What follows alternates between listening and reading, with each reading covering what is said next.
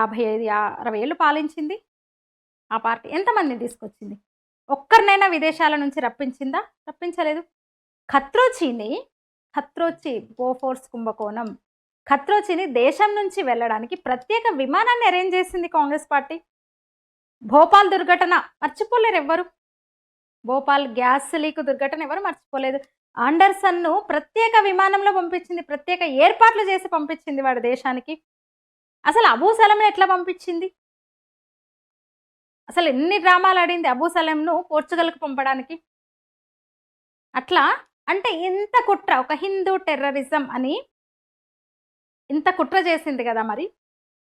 పలు సందర్భాల్లో ముఖ్యంగా 2007 నుంచి జరిగిన దాడులకు ఆర్ఎస్ఎస్ను దోషిని చేస్తూ ఆర్ఎస్ఎస్ మీద అబండాలు వేసి హిందూ టెర్రరిజాన్ని ఆర్ఎస్ఎస్ ఈ దేశంలో పెంచి పోషిస్తోంది, హిందూ సాఫ్రాన్ టెర్రరిజం పేటరేగిపోతుందని ప్రచారం చేసింది కదా.